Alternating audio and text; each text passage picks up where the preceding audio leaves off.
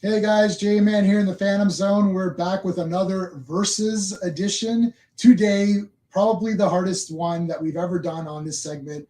We're going to try to pick a winner between Terminator Part 1 and Terminator Part 2. And I know that some people might think, well, that's easy. It's Terminator 2. But is it that easy?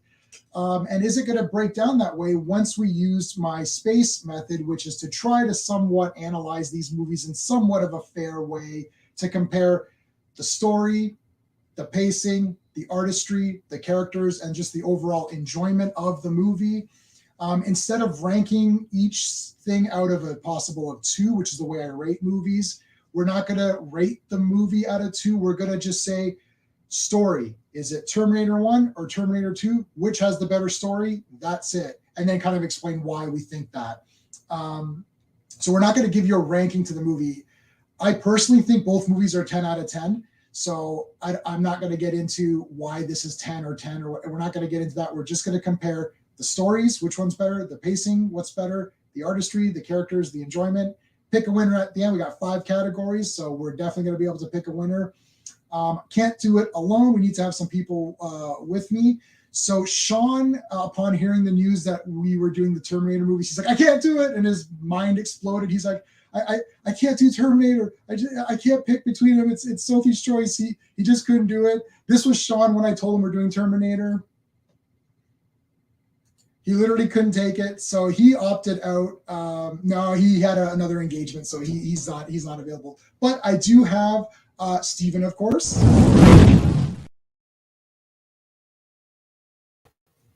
Hey, Steve.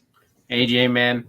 I don't believe you, by the way, about this other engagement. I believe I know he's lying. About Sean.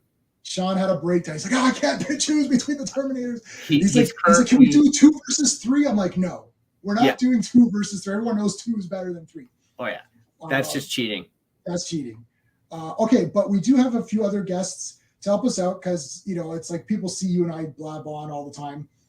So I do have now. He hasn't been on for a while, so it's great to have him back.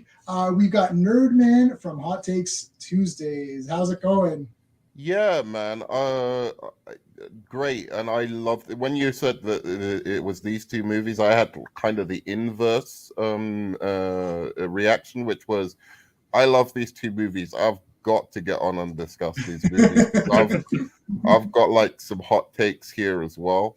Awesome. I do like your rating system, but I've got to say, like, I'm glad you said that both of the movies were 10 out of 10. Yeah. In the end of the day, so we'll see. I'll talk more about your rating system as we go on. I won't take up the time here, but I've got one problem with it. But anyway. All right. Well, it's just a way to compare because we always say this is better, and then we get into it. I like having to pick a winner somewhere, like somehow, some kind of thing in order to make it somewhat that we can pick. Okay, we got one more person. Greymalkin may or may not join. He didn't get back to me. I think he wanted to come on. So Gray, if you're here, if you're out there, I sent you a link. You can come on in. But we do have now. We haven't had this person on. I think since we did Ghostbusters Afterlife or did you come on? Well, let's bring him on. Brennan, how's it going, dude? What's up, everyone? You're here for Alien. I'm sorry, you were here for Alien, right? No, I wasn't. No, I wasn't. I wasn't here for. Ghostbusters was the Ghostbusters for sure, and I think there was one. Was there one more? Oh, I don't remember. I think it's the D&D. We're getting everything confused. Yeah, we're playing Dungeons and Dragons privately, so it's like we're streaming all the time, but we're just not streaming. We're not streaming D&D for your pleasure. Sorry, you're gonna have to imagine how awesome it is. Oh, it's the greatest thing ever. It's the greatest. Critical Role, you're done. Matt Mercer, you're out of here. I know you just made $2 million on streaming. I don't care. I'm coming for you. I know you're a voice actor and you've got all these great people on and you have 4 million people watching your streams, but it's nothing compared to my streams. Okay, never mind. Skeptic, how's it going, dude? You're waiting. Yeah, you're waiting. This is going to be legendary. Yeah, I guess it's going to be legendary. You like Terminator 1 better? You can elaborate. Okay, well, we'll see about that. Hey, Ron, how's it going, dude? Story Terminator says, okay, yeah, we're going to get to your guys' picks as we go, I think, too. Oh, man, Ron's already like way the hell ahead of us. Okay, so I'm gonna remove that. So you guys heard how it's gonna go. I think before we start, I just want very quickly, and I'll start so you get the idea of what I'm looking for. Just your guys' relationship with Terminator in general. So Terminator, I saw part 1. This is one of the few franchises where I actually saw them in order. Like, Alien, I saw Aliens first. Indiana Jones, I saw Temple of Doom first. Star Wars, I actually saw Jedi first. So it's all messed up. But this one, I saw Terminator 1, and I think Mad Max Part 2, like Road Warrior. I saw those 2 movies in like the same day or weekend or something, and that was just like the greatest. You could just imagine that was the greatest day of my life. I'm like, after watching those 2 movies, I'm like, there's no point to watching any film afterwards. I'm like, yeah, that's it. Movies are done. We don't have to watch anything after those 2. But I love Terminator 1. I could not get enough of it. We watched it so many times. We would get it, and my video store across the street would rent you anything. I was a little kid. I was renting demons. I'm renting Italian horror movies. I'm renting I was 11 and I rented Friday the 13th Part 5 and watched it. And that's on with the hedge clipper, the naked chicks laying there, and the hedge clippers going to her eyes. And he cuts. I'm like, this is awesome. And I'm not going to tell you the nationality of the people who own the store, because then that's going to be a thing. But they're just like, who cares? Let these people rent whatever they want. So I love Terminator. I saw Terminator 2 in the theater right away. I did not know that Schwarzenegger was the good Terminator when I saw it. There's not spoilers and Twitter feeds and all this bullshit. Right. I literally walked in. I was like, oh my God, there's like 2. I knew there's 2 Terminators because the trailer said there's 2. This time there's 2, right? Terminator 2. I'm like, okay. And I'm like, I can't believe this. And then look, when what's his face? T-1000 Patrick, when Rob Patrick like walked through, hey Double C, when he walked through those gates, the bars, I'm like, I don't know. This is crazy. This is the greatest thing that's ever happened in cinema. I'm like, I know Lawrence of Arabia is a great movie. I know Ben-Hur is awesome. I was like, I love those movies. But I'm like, this is like, my mind was blown. So I love both movies. I cry in Terminator 2 when he says, I order you not to go. I order you not to go. And he's like, oh, I know now why you cry. It's something I can never do. That whole thing, I cry. I get choked up on that. I still do. If you want to not get choked up on that, you can watch Terminator Dark Fate, and that ruins that scene by killing John 3 seconds after that scene. But anyway, so I love those 2 movies. So that's my relationship. After that, 3 I think is okay. It's a neat movie. It's for fun. 4 is a fun movie. 5 is a disaster. 6 is a horrendous piece of trash. The Sarah Connor Chronicles TV series has like up and downs. It's not bad. It's okay. I thought that was pretty good. It was good. I like Lena Headey a lot. I think she's a good actress. And I didn't mind her as Sarah Connor. I thought she was pretty good. Okay, let's go to Nerdman. Nerdman, what's your quick background with the Terminator films? Oh, that's, I think we have a similar kind of relationship here with it, because for some reason my mother just let me watch the most heinous shit when I was a kid.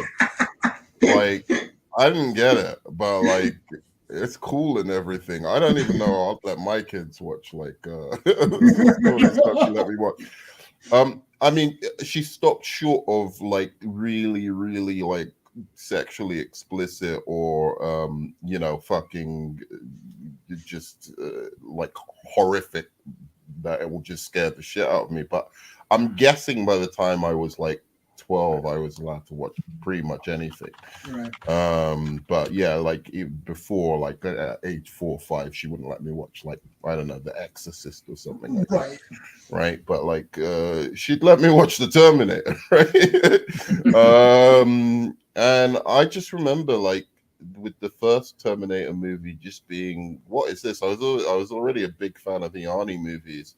And I'm just like, what is this? This is just, and it was scary. It was genuinely fucking frightening to me. It was a good horror movie. I mean, that's what it was, a blend of horror and sci-fi. And then Terminator 2, I think you just reminded me that actually, yeah, I didn't know that Arnie wasn't the bad guy. Right. I don't think I had seen like a trailer as such. I just knew it was coming out. I don't think I did watch it in cinemas. I did get it on VHS and rented it. You know, good old renting. I wasn't a Blockbuster guy. I went to the local, my own local shop. Keep the small businesses alive. But I just thought they were fantastic movies. It wasn't my favorite Arnold Schwarzenegger of the Arnold Schwarzenegger franchises. But sorry, of the Arnold Schwarzenegger movies. I've got two others that are a bit better, but it was right up there with like my fave Arnie movies and Arnie performances. Regarding the other few, I don't mind them as much. They're clearly not as good as the first two, right? But I don't mind them as much, and I actually think that 5 with the other Game of Thrones alumni, Emilia Clarke, not that bad. I kind of enjoyed elements of that movie, and the last one was, I just didn't like the idea of him fighting a cyborg. I just thought like that just deflates, not like a human cyborg or whatever the hell she was. It just kind of takes some of the oomph and energy, and they've never been able to come up with as creative yet as menacing a Terminator as the one in T2, basically. So they've tried. God bless them. It's pretty hard.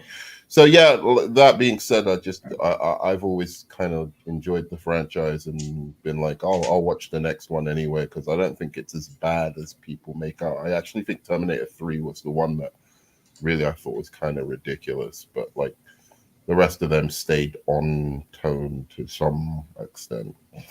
So that's me. All right. Okay. Steve, let's go to you. So I know you saw T2 in the theater, guaranteed, right? Yeah. I saw T2 in the theater. You didn't see T1 in the theater. There's no way, though. No way. I saw it off VHS, and the funny thing is that when I watched it, I think Commando had come out, and I was a little bit surprised that Schwarzenegger was a villain in the first Terminator, because up to then, if you think of his releases, he was Conan, and then he was John Matrix, and he was the good guy always. Hercules, right? Conan. So Matrix. I remember we were all surprised that he was the villain, but it was as Nerdman says, it was a brilliant horror film, and I do consider it a horror film. It the beats in that are exactly like a horror film, and it was genius, right? Like it was one of those films you remember seeing when you saw it the first time. Second one, I saw it in the theater, 91, big summer tentpole movie. I remember when the T-1000 puts down its leg on the skull, I jumped in the theater, and that was like one of those unexpected jumps. And up to then, after that I was blown away from the entire movie. Like you, J-Man, I was surprisingly emotional at the end. I couldn't believe it. Genius film. Terminator 3, it's okay. I don't hate it. I don't. It's nowhere near the pantheon of 1 and 2. Right. I remember I had a coworker who tried to convince me that 3 was better than 2. That's outrageous. Laughing, I'm like, you're insane. Just to say, Terminator 3 has the same kind of level of artistry. Just we were talking about Spider-Man No Way Home. Has the same level of artistry for me as Spider-Man No Way Home. Terminator 3. Well, it was just a ridiculous. I didn't even, I humored her for a couple of minutes. And I'm like, I'm not discussing this anymore. I can't talk to someone who has that opinion. And then Salvation happened. I didn't mind Salvation. I knew by then we were starting to veer away from the Terminators a bit, but it was a fun movie. At least it didn't bore the hell out of me. 5, I only saw once. It struck me as a mess. I have to watch it again. And Dark Fate was god awful. I could not stand Carl, the drapery salesman. So I highly disliked Dark Fate. The show I thought was really good. My only problem with the show was it didn't end properly. I can't blame the show for that. I was really intrigued. Hashtag release Wait a second. the Salvation story is by far the worst one, man. What were we talking about? Sorry, I completely forgot about Salvation. Salvation's the fourth one. For Yeah. me, I completely forgot about that. That's the worst one by a mile. No, I think Dark Fate killed John Connor as a kid after his amazing arc of finding a father and all that. Sure.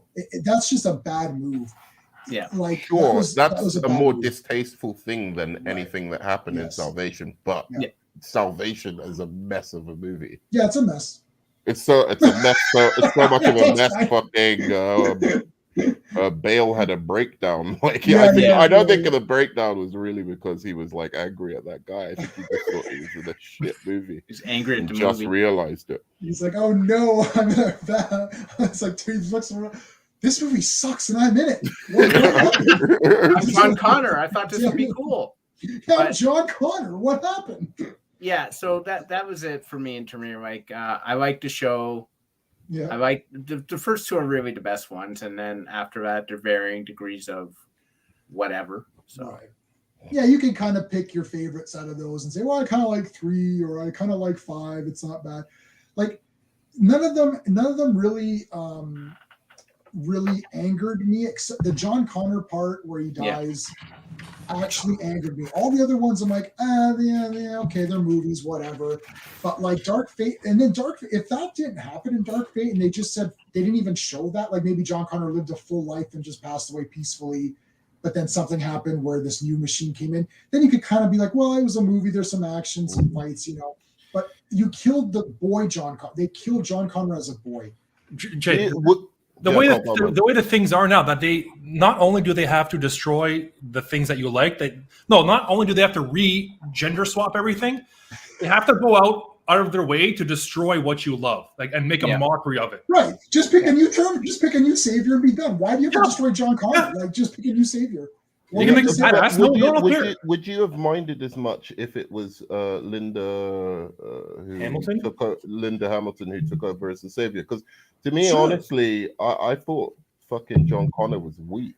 Like, I mean, what was the great representation of John Connor? I don't know. We were supposed to get T2 wasn't. He was the weakest character. Let's be real here. Like, it was all Linda and fucking Arnie, and then the T-1000. Well, he's the MacGuffin, right? He's the thing that keeps the plot moving forward. Right. Is John Connor? I don't think he's meant to be like this. At least in the second movie, he's not meant to be this like crazy badass. Right. He's just there to keep the plot going, to have Arnold some reason to be there, right? But he's also not good. No, he's not the greatest. Yeah, that's for sure. Like as an actor, I mean. Edward Furlong. I think he was great in American History X, though. He was good. Oh my god, I love American History X. He's great in that movie. Other than that, I think that's pretty much all I remember him in. Is like American History X. Was he great in American History X? He was pretty good. Was Edward Norton good? And Edward Norton's freaking king, man. He didn't hurt the movies. That's what I'll say about him. He didn't damage the scenes he was in. So that was a real movie. But American History X was a real movie and not agenda pushing movie. It was a real movie about real characters who have actual problems and try to deal with problems. Not I need to tell you my point of view. It's like, okay, how about you write a character and make up, Avery Brooks was, I don't want to turn this into American History X praise because I love that movie, but it's a great movie. Anyways, I think Salvation was supposed to promise us the move that John Connor did, because for some reason John Connor was the only one that somehow was able to strike at Skynet, and he did some maneuver or some tactical move which dismantled them, and that's why they sent the Terminators. And we never saw that. So as Brennan is saying, that he's just the MacGuffin character, MacGuffin in human form, and you're like, okay. And we should have seen that in Salvation. That's why we walked out like, wait. So what did John Connor do? Like, what happened? Right. What happened? And then in Dark Fate they introduced this other girl. It's like, well, now she's the savior. It's like, right, but what did she do? She didn't do anything either. She rallied the troops. I'm thinking, what do you mean she rallied the troops? It's like the Russians didn't want to fight back. It's like, I gotta tell you, I'm impressed with your memory that you actually remember anything that happened in Salvation. Salvation had so much promise. It could have been such a badass movie if they actually applied it to what you guys are actually saying. If they made John Connor a badass, if they had the lore more intertwined. Yeah. What I wanted to see was, I wanted to see John Connor when he was like, if you look at the events of the first movie when they're fighting the machines, I want to see them fight the machines that way, not go so like in Terminator lore, like 2060. I want to see like that when they're actually in the war, they're driving the jeeps. Right. I want to see that stuff. The Terminators when they're like just getting the skin on and they're figuring things out, and then they're getting. That's what I want. It's daytime. Yeah. It's daytime outside, and they're driving around like, wait, where is the dark nuked planet? Yeah. That's dark blue. You can't see shit in front of you. You have to wear goggles. It's like there's skulls and bodies laying everywhere. Where is that? They keep showing that future, and that's why it's a horror movie. It was the first time ever, we can start getting into the story now.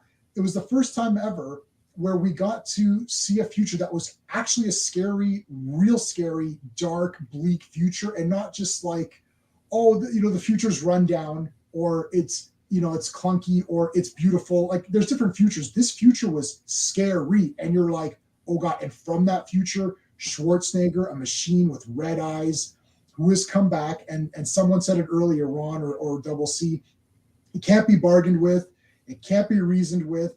It absolutely will not stop until you are dead. And it goes to the phone book, because at that point, Skynet didn't even have historical data on Sarah Connor. They only knew that Sarah Connor, is in this time period, and we can strike at her. And the only reason that Kyle Reese had an advantage is because he had a photo of her and he knew who she was. Prior to that, there's no knowledge, because we don't know what knowledge got wiped out in this war. There is no physical. It's not like they can Google her and say, oh, where's Sarah Connor? Let's find her parents or her parents' parents. It's like they had nothing. They only knew Sarah Connor. So that was a brilliant story. So let's get right into the story, since we're kind of in there. Who wants to start? Let's T1? Yeah, let's do. Okay, Steve, why don't you start? So here's how we're going to do it. We're going to say we're not going to rate them. We're just going to say which story is better, number 1 or number 2, just based on the story, and then explain why you think that one's better than the other one. Yeah, this one is really tough. Is it? I'm going to say T2. I gave this a lot of thought. Okay. The reason why is because the T1000 to me actually works better as conceptually as a Terminator. Right. For its purpose than the T800, which was Schwarzenegger in 1. Right. It's an infiltration unit. Schwarzenegger does no infiltration. He's a large Austrian man dressed as a biker who looks pissed as hell. Right. What's he infiltrating? He's just going around shooting things. Right. I got you. Yeah. Robert Patrick was a normal sized man. And then he became a police officer. Well, if you're going to infiltrate, what's the best way to do it? You dress as a cop. Back then, now no one wants to see if you're a cop. But back then, people still listen to cops. And back then it was cops, So I like that. I think it's like the story in the first one is like the love story that happens between Linda Hamilton, and Michael Biehn. I think that's fine, but that's a love between a man and a woman. Whereas in the second one, they show love of a machine, which is harder for me to wrap my head around. So for them to do that, is a little bit better, I think, than Terminator 1, and then finally the evolution of the Sarah Connor character.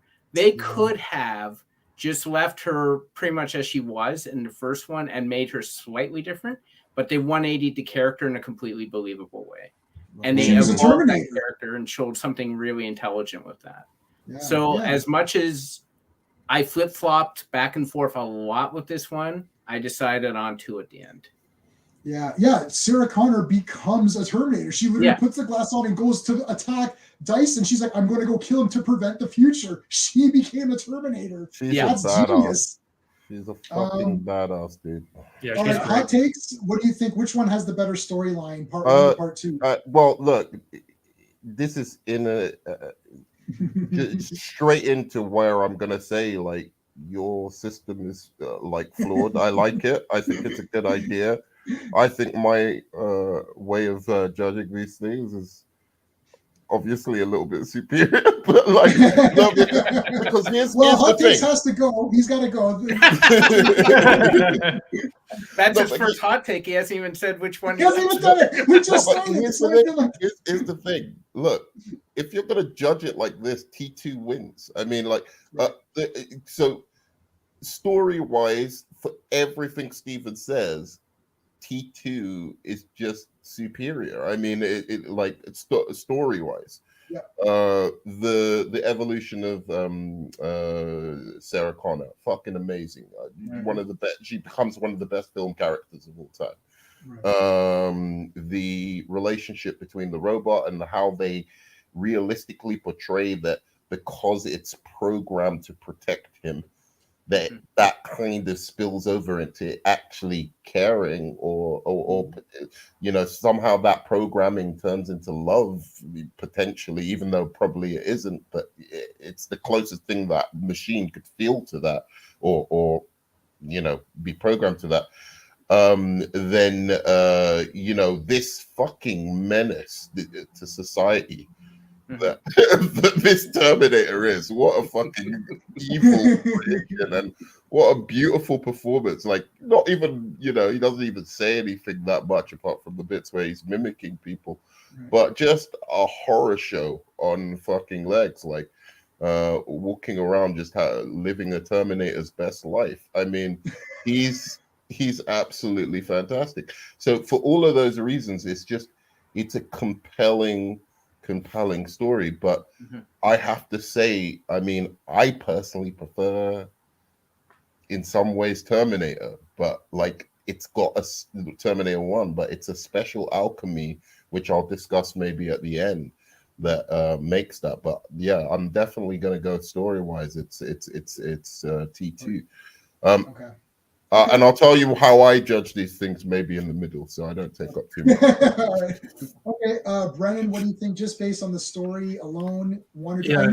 I know. You guys nailed everything. Like, there's I'm just gonna be repeating the same shit. Like, no, you guys nailed overall story. Yeah, for sure, it is T2. Just everything about it, like you guys said, like Sarah Connor coming into her own, becoming, like Jay said, the Terminator. Robert Patrick just being just this unassuming, terrifying lunatic that will just stop at nothing. Like you would never. Terminator. You see Arnold.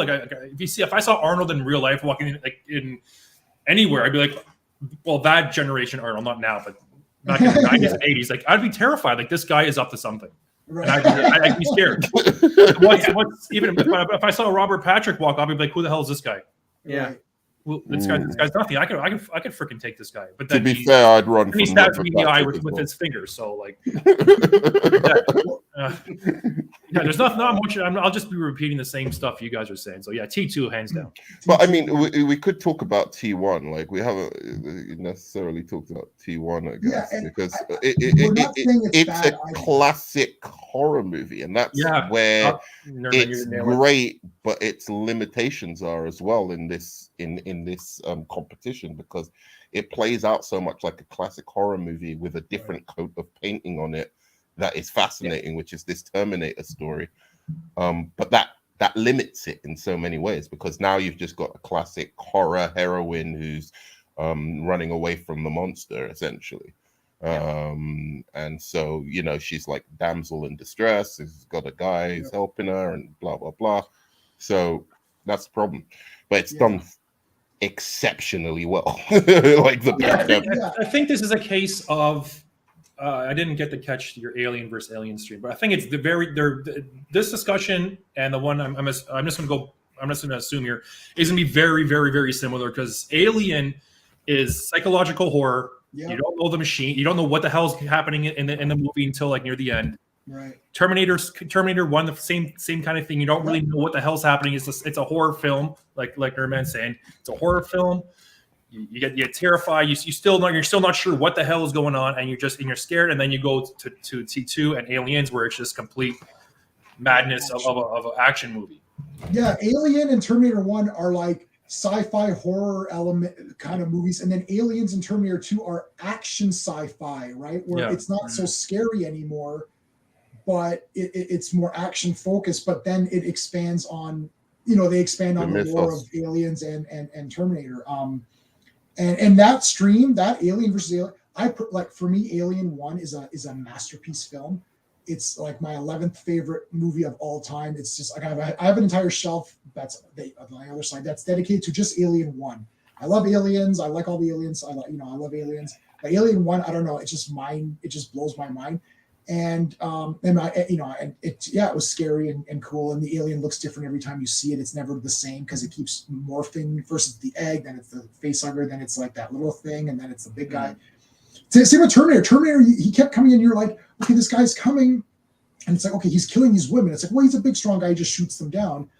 And then it's like, once Kyle Reese comes in, you're like, well, Kyle Reese is like beat up. Like you could see this guy's just beat up, and you're like, there's no way he's beating this Terminator, and he's got to outsmart him every way he can. His one advantage is he knows what Sarah Connor looks like. That's the only advantage. And then he's at a disadvantage in every other aspect. The cops don't believe him. They're after him. She doesn't barely believe him. He's easily injured. He's like, Terminators don't feel pain. I do, right? Yeah.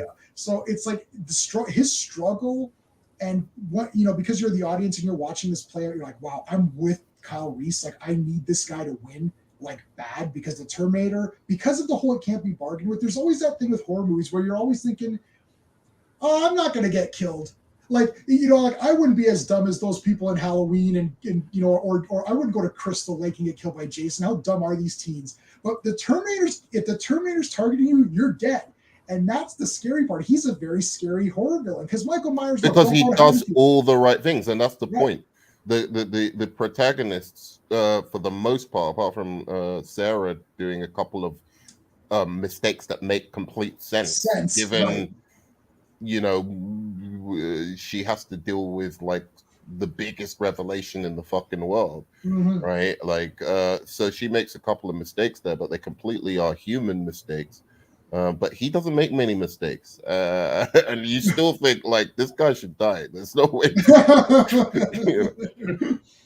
Okay, so let's go into the pacing now. So this is a little weird because they're not the same. They're same genre, but not. So we've got the science fiction genre just because there's time travel and robots and machines and AIs.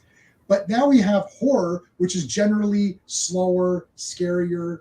And then we've got more of an action thing where it's a little bit more faster. But we have to determine for the type of movie that it is, which one handled the pace better. So this is very So we don't give the score yet.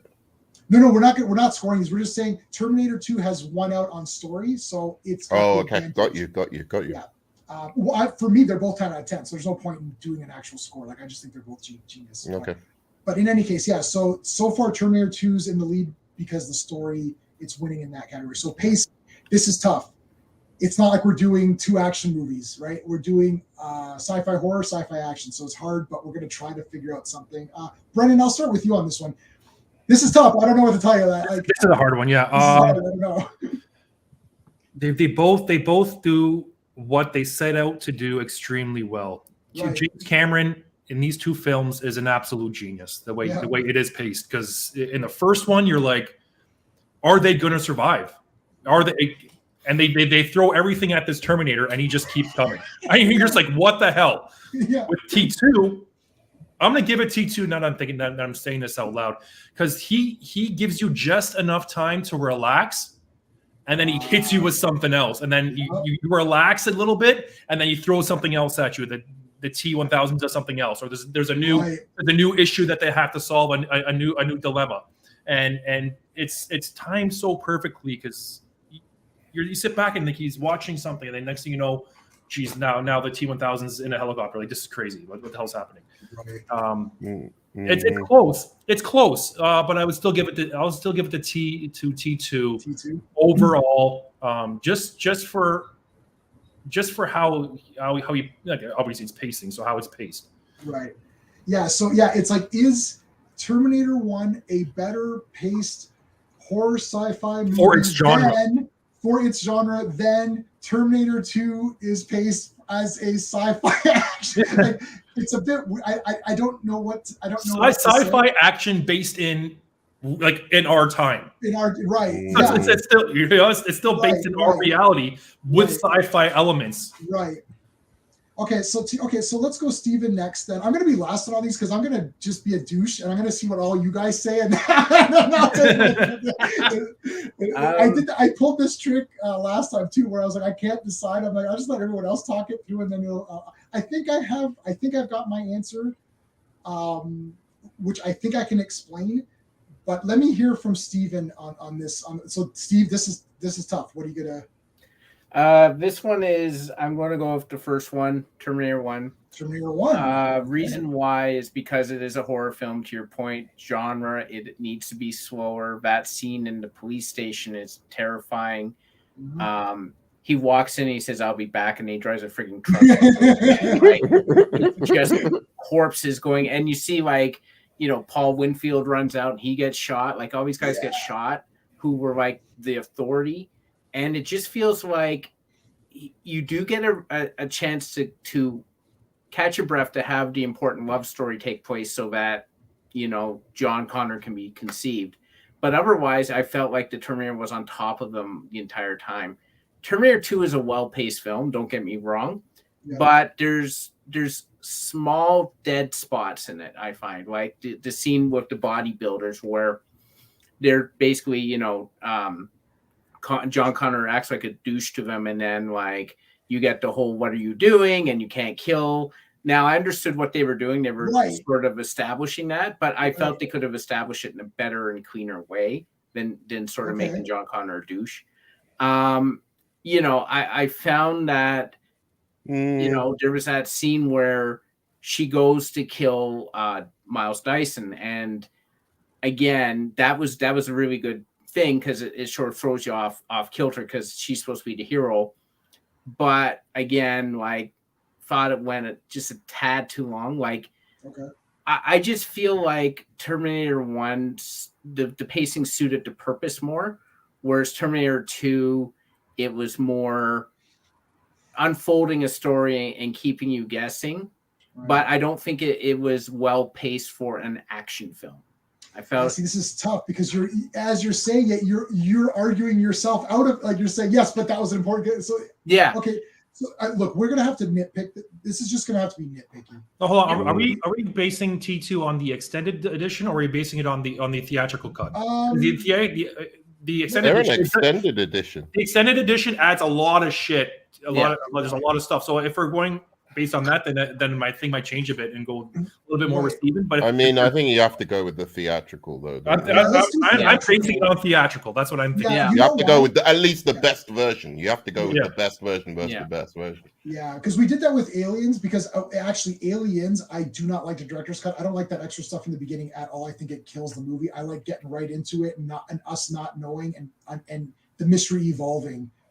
As opposed to showing the colonists and all this, it's like, what is happening? It's like, I just want to get to it. Yeah, that extended cut is a lot. I'm going to look for that extended cut. Yeah. And the Ripley stuff. The best part of the extended cut in Aliens is when they had the friggin' machine guns. They could keep that scene. Yeah, that's it. Everything else they could get out. Anyways, back to Terminator. Awesome. That was awesome. Yeah. Okay. So Okay. So Steve, if we do theatrical, are you sticking with your part? I'm sticking with it. I just think that the pacing was just better suited to film. Yep. I got you. Terminator 2, and it's not huge things. He picks up the kid and they have that whole scene in Mexico, and I'm like, do we really have to go through this? Right. In all honesty, it was a great. I know I thought the scene was hilarious, but if we're going to nitpick. Okay. Yeah, we're going to have to nitpick on everything on this, right? Because we're talking about two stellar films. Okay, Nerdman. Oh, hey, Naz, how's it going? Show your cat. Oh, I don't know where the cat is. Where's cat? Oh, she's talking to me. Okay. Honestly. Cat's over there. Yeah, there she is, yeah. All right, Nerdman, 1 or 2, what do you think? I've muted myself. All right. This is difficult. I mean, just because I just immensely enjoy these movies. I think if you're gonna teach anyone about film pacing, like these are two movies you could easily put in that class, you know. Yep. I guess I just have to say it from which one I enjoy most, because, you know, in a sense that should show that the pacing was just right for me. Right. Yeah. That sense. I enjoy it the most. Right. Yeah. And that's T1. I just think it's such a extraordinary. All right, no, let me stick to the pacing. Here. Jordan's at the end where we throw all this out. No, I know. I'm going to stick to the pacing. I think that some good points were made because by Stephen and sorry, Brennick. Brennan. I think if I were to say any pacing issue, it would be based on one character, and that's John Connor. John Connor is the weakest character in either of these movies. And because he's there and there are scenes there with that kid, I don't think the scenes are bad, honestly, Stephen. I think it completely makes sense that, you know, he messes with these two guys and becomes a bit of a douchebag, but in the hands of a better actor, a better child actor, that could have worked. Unfortunately, it just didn't. It just come off as like, oh, this is a fucking waste of time. I don't think anything to do with Miles Dyson. I thought he was perfect. Everything in that scene, nothing was too long for me. I think all of that was perfectly executed. But the John Connor-ness of this movie, even though 99% of the time it works, just because of his poor acting, I think some of those scenes just like. You know, just it doesn't quite hang together. So I think that's the only that's the factor. That's the only difference I can kind of come up with. And so, yeah, I think T1 kind of wins it from pacing there, because it's just a great build-up of tension and suspense for a scary movie. Okay. I mean, like, again, this is like nitpicky stuff again, because the theatrical cut, and actually, I don't mind the extended Terminator 2. There is some parts that are long, like they're taking the chip out and reprogramming it. It does show John Connor making his first command decision, overriding his mother's decision, which her decision was to smash it. And he's like, look, you got to listen to me. But that also was bad actually acted by him. You know, I'm next time I talk to Edward Furlong, I'm going to mention your hostility toward. No, what about the Crow Part 3? No, okay, I forget. He's in the Crow Part 3 or 4. He's in one of them. Oh, really? Yeah. Okay. Oh my God. I'm gonna cheap out on this one, and this is really cheap. I'm gonna say Part 1 is better, and I'm only cheaping out because I think it's shorter. So I'm gonna just say it's shorter. So they must have done. I'm cheaping out on this because I just gonna cheap out. If I pick up Terminator 2, I don't remember who it was. I believe it was one of the Weinsteins. I don't know which one it was. If it was, you know, the bad one or the not as bad one, I guess. I think one of them said if you pick up a movie and you shake it, you can get rid of about 5 to 10 minutes. It's just 5 to 10 minutes of it falls away, and you know. So I'm like, I think if you shook Terminator 1, I don't think anything would fall out. I think it would just be like you'd have the same movie. I think Terminator 2, if you shook it, maybe 1 minute might fall out of it, and you're like, oh, I didn't miss that minute, you know? Yeah. So I'm gonna pick Part 1 just to cheap out on that, because I can't really decide, because like I'm never bored on any of those, and all the scenes that you were mentioning like this, I didn't find that they were long at all. I found that just as I was starting to be like, okay, and then I think Brennan said this for the story. It's like just as you're starting to think, this isn't going that well. Oh, something new happened. It's like right in the most perfect timing. Like you're like, okay, I get it. Oh, well, what's this now? You know, they gave you just enough time to care about the Dysons, right? Yeah. They gave you just enough time to, Because because we don't know, but the next like 45 minutes is machine guns and explosions and Dysons. Because you need to have that the character establishment of Dyson, to who he is and what his role is within that universe, to care about him at the end when he does have the detonator in his hand and he's dying, and you're like, I get a little emotional for that too. Yeah, I get checked out. He has a family. He has a kid. He has a wife. Like he has all these things, and he's sacrificing himself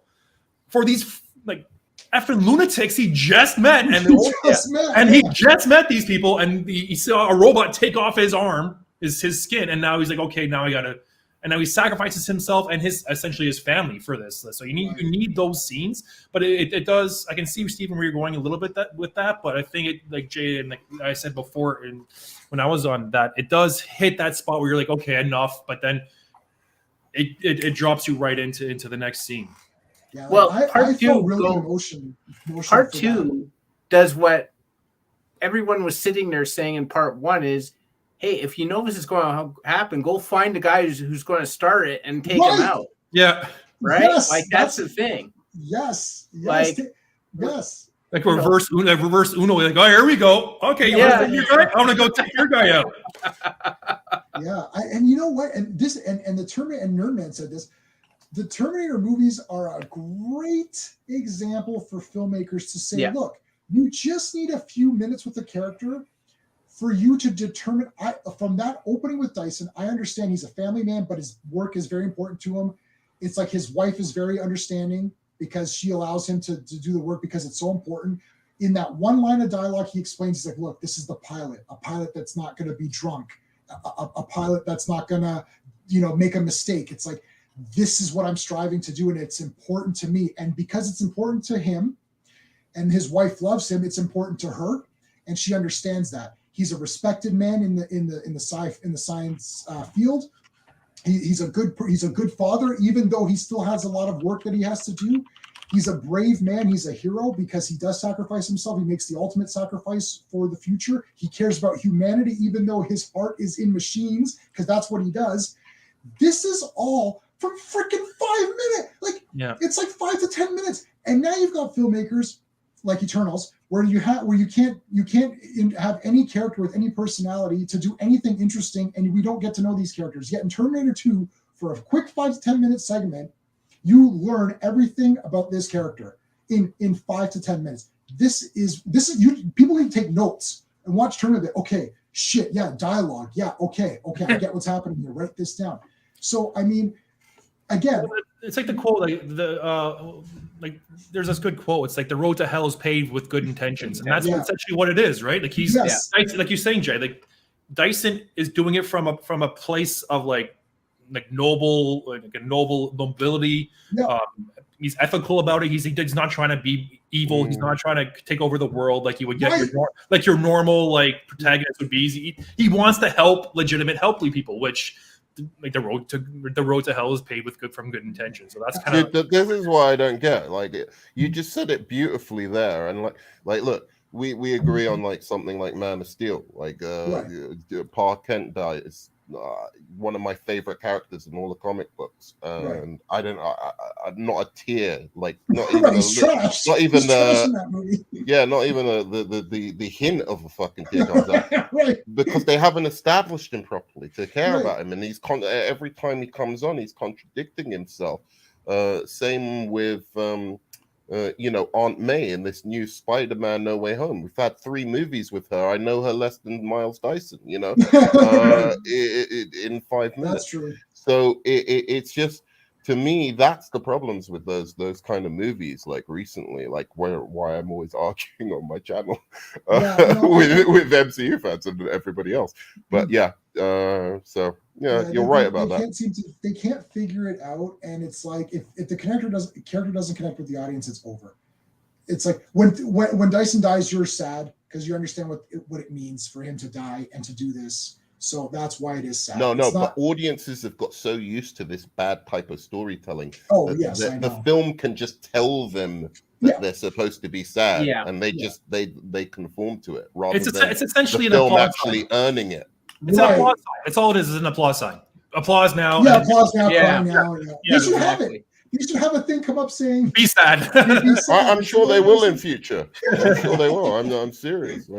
Okay, let's get into the artistry. I mean, so this is the way the film is shot, the action, the look of everything. I mean, unfortunately, we're gonna have to throw effects in there. And the way I judge effects is I think of the effects of the films that came out in the same time period of that movie. So Terminator 1, not Terminator 1 versus Terminator 2, but Terminator 1 versus other sci-fi movies with comparable sort of budgets, or like Hollywood or whatever, and Terminator 2 versus other things as well. I'm going to just say Terminator 2, obviously, for me. Like T-1000 is remarkable. I couldn't even wrap my head around it. I'm just like, what is happening? Like, this is crazy. Because they had Terminator 1 had good effects, pretty good effects too, with the prosthetics and Arnold's like head and all that, with the eye when they zoomed in, his face is the fake, and even the stop motion with Terminator walking. That was great. Ray Harryhausen's a hero of mine. I love stop motion. Terminator 2, I mean, I feel almost this is almost a no-brainer. Terminator 2, just because it did so much to advance even just technology. It's like if people don't like Star Wars, it's like, okay, you don't like Star Wars, but you have to admit that Star Wars really advanced, filmmaking. So I think Terminator 2 did that, and Terminator 1 maybe not as much, I suppose. It's a bit of a cheapo answer. I'm just going to give it to Terminator 2. So, I mean, I don't even know what else there's to say about it. Terminator 2. Like, Steve, do you have, like, is it 1 or 2? I mean, is this a... 2 revolutionized visual effects. Like, it basically changed the game, to your point, a little bit. Like, I feel like he started it with The Abyss and he ended it with Terminator 2. That's basically how I look at it. Terminator 1 is great. Like, it was a bit of guerrilla filmmaking, lower budget, did what it could, but like it's not even a fair comparison to me. 2 destroys it.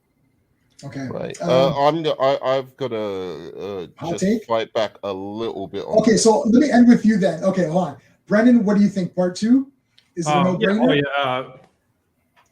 Part obviously part 2. Just it made you be like, what the hell? And like you say, like, what the hell am I seeing? How is this even how is this possible? Like you were saying, Jay, in the beginning, like when he walks through like the jail cell doors.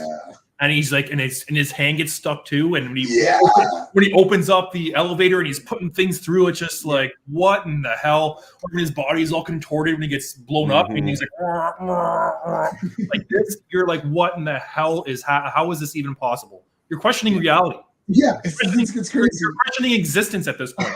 T1, it's still badass. It's still like you guys were saying, for the budget and what they pulled off with said budget in 1984. Still great. It accomplishes exactly what it set out to do. But I wasn't questioning my existence as a person. That's pretty much what I meant. It's great. T1, don't sleep on T1. It's great. But T2, like, let's be real, man. Like it changed like Steven, you said, it changed the game. And this is pre Jurassic Park. Like this is like still this 91? Yeah, 91. Yeah. That's crazy. And it still holds up. You in T2, like the stop motion, it is what it is. It's stop motion, right? It's still great. But does it hold up? Not really. But it's still great. Like I'm not knocking. This is nitpicking. Did you just say T1? Yeah, T1. T2, it holds up huge. Yeah. All right. Now you've just gone too far. Okay? I was with you. But you've gone too far. You've gone too far. Okay. Look. All right. So Nerdman, hold on. Are you voting for T1 in artistry, or are you voting for T2? And then tell me your thoughts on I'll leave that just for a second. Okay. Just for a second. So it's T2, obviously. But look, T1 is a gorgeous looking movie. I really think so. Like for the 80s movie making, it's just a gorgeous looking, as you said, guerrilla kind of filmmaking. It has all those kind of elements of like the practical effects of the 80s, but done really, really well. And the grungy kind, almost in some sense neo-noir looking visual aspect of it is totally engaging, and totally adds atmospherically all the way through the movie to build up that tension in the movie and to build up this kind of cyberpunk style of the aesthetics of that movie. I fucking love the way T1 looks. It's great. And in that sense, it kind of looks a little bit more original and unique than T2, even though the special effects are way better in T2, like obviously, because they're using CGI now rather than the more practical effects. That being said, T2 wins because of pretty much everything you said with the special effects and blah blah blah. I just had to give a shout out to how I just had to give a shout out to how gorgeous a movie T1 is. It really is. But the thing is just bigger in T1. It loses some of that, as I said, that grungy, cyberpunky kind of aesthetic, but it makes up for it in just looking great as well. You know, just a nice looking movie, plus the special effects are incredible. As you said, change your life kind of the special effects. I haven't seen anything like it.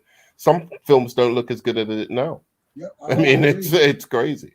Yeah. No, I know. And look, I love Terminator 1. I almost was gonna say this wasn't as easy, even in the artistry department, because like if you remove the T1000, I would almost go with part 1. Yeah. But the problem is that you can't remove the T1000 because this is when people say, you know, I love Army of Darkness. I'm looking at the poster. I was like, I love Army of Darkness. Well, if Bruce Campbell was in it, would you love it as much? It doesn't matter. Bruce Campbell is in it, and Army of Darkness is the best movie ever made. So it's like it doesn't matter. Take that argument. You can change any movie to say, I love whatever. Like obviously my favorite is Ghostbusters. If you take Bill Murray and Dan Aykroyd out of it, then it's not going to be so good. That's what the movie is, though. Like that's not you're making things up that doesn't exist. Yeah, it's like I can't pretend T1000 isn't the greatest thing ever. You're like, and this is going to get right into the characters, which we'll segue this right into the characters. It's like you got the T1000, who's like the most ingenious killing machine ever. He's so nice and he's creepy nice, and it's just so weird. Like, you know, when he's like, hi, it's like, are you the legal guardian of John Connor? And you're like, serial killer, man. I'm like, I'm out of here.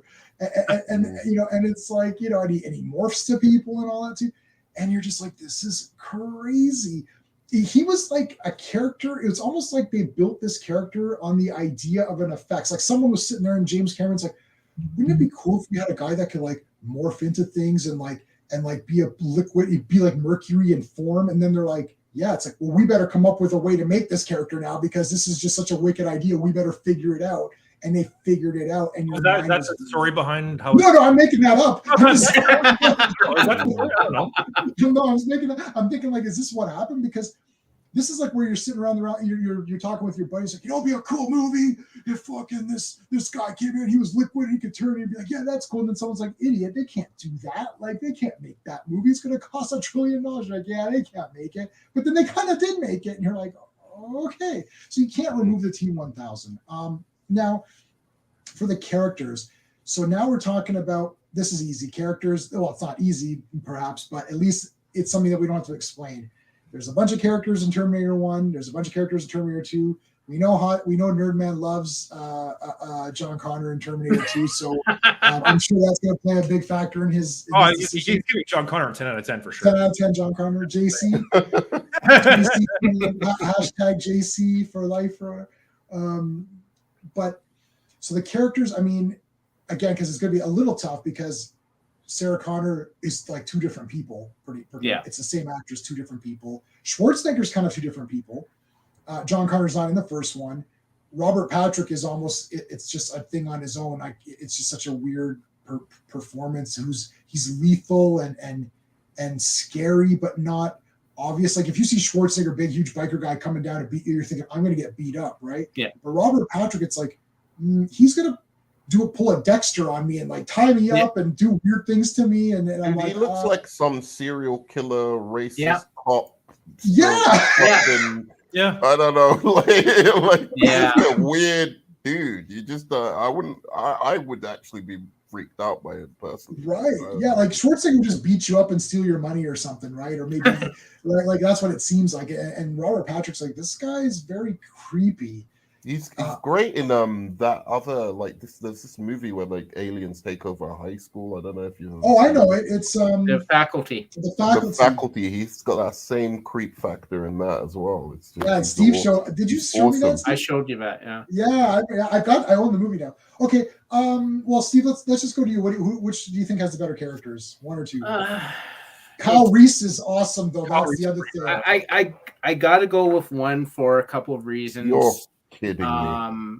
First reason is because if you ask me, do you like vicious, angry, villainous Terminator or nice, wisecracking at times, I need a vacation at the end Terminator, I'm going to go with the vicious, angry one all the time. I prefer that one.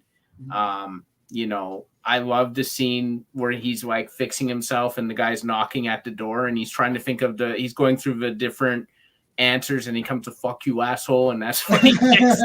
I love that sort of thing. The Hasta La Vista thing was okay, but when everyone started to do it, it got really old really fast back then.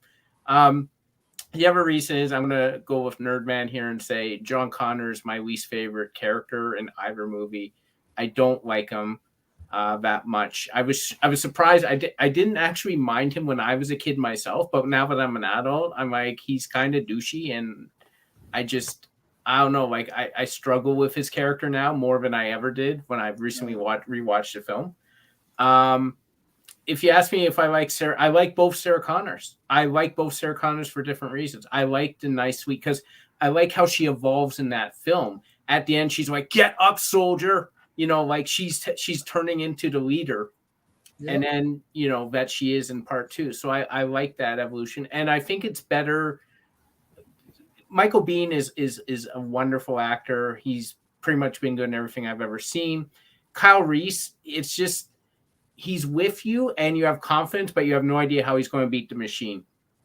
T-1000, you don't know how you're going to beat the T-1000, but you think you have a better shot because you have a Terminator on your side.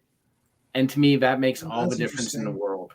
So there's more threatening the character of the Terminator. What the villain Terminator is more threatening because the hero is just a regular person. He's a regular versus the other one has Sarah Connor and John to an extent, and a Terminator facing the T-1000. But T-1000 is a big threat too. But you're saying there's probably an easier chance of having a Terminator on your team defeating the T-1000. That's a very good point. Yeah, that's a good point. So that's it. So you're going with part 1 has the better characters. Okay. Yeah. All right.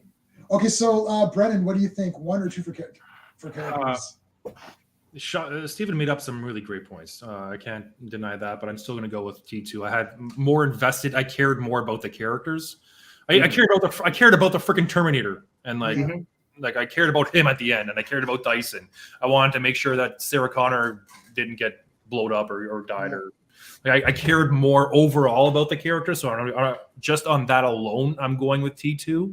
I think the characters are better written. I think there was more at stake with in T2. Not that there isn't in T1. T1, like I said, still great. John Connor is obviously the only downside of T2. Like Nerdman is going to hate me for saying that. But, is the worst part about the movie. But even if I still just take him out of it, I can't say that because then I'm doing that thing that we were just talking about, taking things out and changing the thing. Yeah, he's in it. So if I just ignore him though, if I'm just like, okay, you know what, he's there and he does his thing. He doesn't bring the movie down enough for me to make it worse than T1. Right. So I care about the characters more in T2. Steven, I did that whole I think the guy's more dangerous makes it. Yeah, it's a tough one, but yeah, I'm going with T2 still T2 because that T-1000 he is insanely he's awesome. Like he's really badass. All right, I'll Nerdman can go last on this one. I think I'm going to say Terminator 2. And the reason I'm going to say Terminator 2 is that firstly, I don't hate John Connor. I have the reverse of Steve's story. I did not like John Connor when I saw it in the theater as a kid. I thought, oh, screw this guy. He's irritating. And then I thought, he's a kid, he's trying to be a badass, and maybe he's not. He's wearing his Public Enemy shirt and all this little bullshit, and he's not a badass. But you know what, man? It's like, look, this is the kid of that time. It's like, they're just kind of, and he's a foster kid. He's been moved around all of his life, and his mom's in the mental hospital, and I think she's insane. I think Sarah Connor, so I don't hate him, but I think he's okay. I love the Terminator in this. I cry on this one. I don't cry on Terminator 1. So I love Kyle Reese, though. Kyle Reese, to me, is one of the best heroes in cinema, and he is a hero.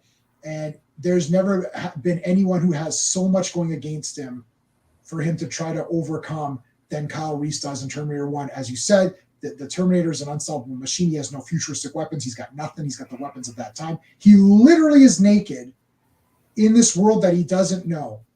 He literally arrives naked in a world that he doesn't know. And he has to acquire clothing and weaponry and find the girl that he loves and protect her. And him alone, just based on that, you could say Terminator 1 for sure. But there's so many characters. Like Sarah Connor was okay in that one. I liked her in the end when she said, "Come on, get up, soldier." She grew. So I do like Sarah Connor. But she grew a lot also in Terminator 2. And she was just like, "I've got a plan. I'm going to do this. I got to get my son. I'm going to train him." Right. And the fact that she had set stuff up beforehand where they go to Enrique's place and they've got the arsenal. It's like she was thinking things ahead. She was planning ahead. Terminator's a great character. The T-1000, as we said, is super scary and creepy. He's a great character. Dyson's a great character. I even like his wife, for Christ's sakes. Like, I liked everybody, and I liked everybody. John Connor is the weakest, but I don't hate John Connor. I think he's okay. Even his friend was cool, where he's like, "Oh yeah, it's like John went that way." Like he tried to cover for him and stuff. That was kind of neat. So I just think like Kyle Reese to me is like one of my favorite characters ever, but I think there's just so many characters in T2, and I get choked up in Terminator 1, but like I get really choked up in Terminator 2, which means that something's happened where I really care.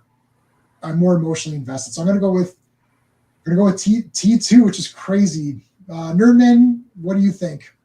I don't think it's fair to say you were more emotionally invested in T2 because that was on the back of T1 as well. That is true. That's a build-up of of all of those characters, because you would have never cared if there wasn't the flip to Arnold's character that he was in the initial one, and the like the mother being skeptical about him in the first place. But anyway, in the beginning of the movie and all of that stuff, all of that emotional ride you would go on is on the basis of the first one. I've got to say, like, this is easy. I mean, like, this is the problem I have with like trying to break down things mathematically, like mathematically like this, because I just think that there's elements in T2 that just will have it win in these categories, like, but it's unfair because there's something so special about that first one as well. Yeah. And that's why I always judge things, and I'm going to tell you my judging scheme. Now, I always judge things by, would people who like this type of movie enjoy it, and how much would they enjoy it? That's how I kind of get out of my own head and just try and judge a movie like objectively, even though you can't really do that. But that being said, look, why do I say that it's T2 very easily? This sounds like you're just gonna say T2. Yeah, like, why do I say it's T2 so easily? Sarah Connor's a fucking iconic badass. Yeah. Arnold Schwarzenegger is fantastic in that second movie, and as you said, adds to the emotional ride you went on in the first one. But like, by being this father figure to to this boy who, he's not the greatest kid, but at least he's a realistic kid, right. Who likes kids, right? No, I'm joking. But at least he's a realistic dumb kid, and he's being a father to him, and he's a robot, and that's just a really endearing relationship. It's a little bit tried and true now, with the Iron Giant and other kind of things, but like, It works. And then you've got fucking T2, the craziest fucking villain creation outside of Joe Pesci and fucking Goodfellas. He's just like, he's insane. So it's just night and day. And even if I were to take into account that, I don't really like John Connor so much, I've got to tell you, I for me, it's like father, like son, because in T1, I don't find John Reese like, as I know the people might hate me for saying this. There's a reason that guy didn't get like many acting jobs after being in one of the biggest movies ever. It's not that I think he's bad. I really don't. I love that he's I love that he's a kind of 80s action kind of guy, right? Like, yeah, he's an 80s action guy. I like him. It's kind of cheesy in some ways, but it adds to the atmosphere of that movie and makes it that special 80s movie that it is. But yeah, he's great, but like he's one of the least interesting characters for me in this franchise. I liked Sarah more. I liked the Terminator more in that movie. That's what that movie was about for me. So again, that's how I kind of balance it out. It's T2, and this one's like almost the biggest gulf between the two of them. Okay, all right. So we are now at the enjoyment. So the way this works is and Miles Dyson. Yeah, he's great. Yeah. And that actor's good too. I've seen him in others. Oh, he was Cyborg's dad, right? Yeah. So now we're at the point where everything we just talked about for an hour and 11 minutes, we're just going to throw in the garbage. We're going to just say, look, I don't care about the breakdown or the editing of this or the pacing of this or the music. Forget it. Which movie do you just like better? Like, it doesn't matter. Whatever reason you have, it could just be like, I like Terminator 2 better because Robert Patrick looks cool, and that could be your only stupid reason, and you don't care. It doesn't matter because movies are there. You enjoy them or you don't. If I said to you, tomorrow night, you're going to watch one of these movies, which one are you going to throw into your Blu-ray or 4K or DVD or whatever, or stream? You're just going to watch a movie. You're just going to watch a Terminator movie tomorrow. Which one are you going to watch first? It doesn't matter your reason. Who cares? Who wants to go first? Does anyone have a for sure answer to? Wow, yeah, I think your thing does work actually. Yeah, so that's what I'm saying. This is what I'm saying. I just realized I was heavily critical of it. Maybe it does. Right. No, listen, I thought this through, man. I didn't come up with this 2 nights ago. I'm telling you, because now we're at the point where it's like, look, a movie is a movie. It's just for fun. It's like when I think about movies in my head, the way I think of it first is the heroes are protagonists. So it's like, let's say the heroes, the villains, story. Yeah. That's the way I think. So if I love the heroes, it's like, look, I love Christopher Reeve. I don't care if Superman 4 has a crappy storyline or things don't make sense. I don't care. Christopher Reeve is Superman. He's awesome. I love Christopher Reeve. I love all the people. Gene Hackman's great. I don't care. So I love the hero. I love Gene Hackman, the villain. The story isn't that great or whatever, but I don't care. So this is how I justify movies that when I say I love, people are like, well, how can you like that movie? It's like, because to me, it's the like Army of Darkness. I love Bruce Campbell. I love Ash. I don't care. Well, this and that. I don't care. It's like, he's awesome. I love watching him go around, do stuff. It's like Ghostbusters. I love the 4 Ghostbusters teaming up to go do stuff. I like Ghostbusters 2. The story isn't as good. I got you. The story isn't as good in Ghostbusters 2 as in Ghostbusters 1. Check. I don't care. It's the 4 Ghostbusters talking, going around, doing cool shit. They're awesome. Is Vigo cool? He's okay. Is is Gozer okay? Like, Gozer's okay too. Like, I wouldn't say Gozer's that great either. So it's those 4. That's how I think about movies. So when I say yes, it's like, I love Wonder Woman. She's awesome. Wonder Woman is awesome. Right? It's like, that's how I think about it. And then I get to the villains and the story. So that's why sometimes I'll say I love a movie and they're like, how can you love this movie? It's like, because I like the characters. And even if other people don't like the characters, that's fine too, which is where we get to Man of Steel. It's like, Pa Kent was ruined. I don't like Superman in this movie. It's like, Zod is okay, I guess. Well, what the hell am I watching? Right? Like, that's my problem. Like, I don't care if you can come up with reasons as to why something is good or well crafted, even though I don't think Man of Steel is. But even if you did, I don't care. That's the way I look at it as a guy who just watches a movie. You know, I feel like watching a movie, I put Flash Gordon on. Oh, it's cheesy. I don't care. I love Flash Gordon. He's fighting guys and he looks cool. That's so I think I could take that to a certain degree, but like, I mean, even if I love the character, it just hurts that much more if they're in a bad movie. Right. So again, it depends. It depends. How bad is the story? Is the story so bad that it's now ruining the character by the character being in it? That there's that to consider, right? But like, it depends on how high the character is. Like Christopher Reeve is like the best to me. I have a recurring donation to his charity that automatically comes out of my bank account. So it's like, I love Christopher Reeve. I don't care if he's in it. It's awesome. Like in Superman, at least. So anyways, okay, sorry. So that was a little bit of a tangent, but just to get so people are where I'm coming from. Okay, so just I would have loved him to play the T-1000 though, Christopher. That would have been a real like subversion of expectations. That would have been crazy. Yeah, he's good. Okay, so what do you like better, T1 or T2? Brennan, what do you like better, 1 or 2? Like you said, if I'm going to throw something on after this stream and just and watch something right now. Yeah, I would go T2.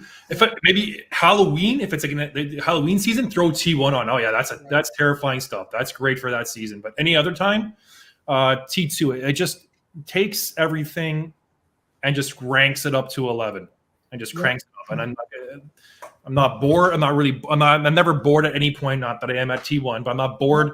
It has more for other people to come over. If you have friends over or someone that's never seen any of the series, you can throw that one on. Yep. You get the idea, even though you should watch the first because that actually has the stakes are you understand more of the stakes are higher if you've seen the first one first. Yep. But yeah, if I'm throwing something on, I'm throwing T1. It has the action that I like. You just said T1. Sorry, T2. Yeah, I'll throw T2 on. I think that Freudian slip was your brain telling you what the real answer should be. But anyway, okay. T2. I think T2. Yeah. T2. Okay, so Nerdman 1 or 2? Oh, it's easy. It's 1.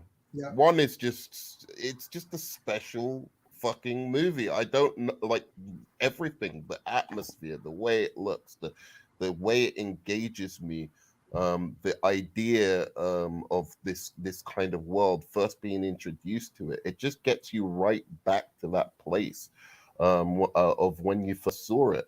I think, I don't know, T2. I think there's also an element, and maybe this is this kind of says this kind of the opposite of it seems like a reason for T2, but it's almost like I forget elements of T1 a little bit more. There's so much stuff that is like kind of memorable in T2 that it's like it's and great, but it doesn't get me like feeling like, oh my god, tension or something like that. But it has like just great, like, oh, this is fucking awesome, cool, like that. It's like a rock concert, as you said, turning up to 11. Mm-hmm. So there's that memory of it. So that T1 is always a surprise for me. Like I don't, but in the best possible way, T1 is just like a surprise each time, because there's just little bits here and there that I kind of like don't, like maybe the slower moments or something like that I don't quite remember, and yet they're excellent scenes and excellent bits. And it's just a really, I don't know, maybe I'm a horror guy, maybe that's what it is as well, but there's something frightening about it, and badass, and just an awesome movie. Yeah, and that's valid. I think I understand what you're saying, where it's like, I think it's just perceived, and Steve, I'll ask you because I'll go last.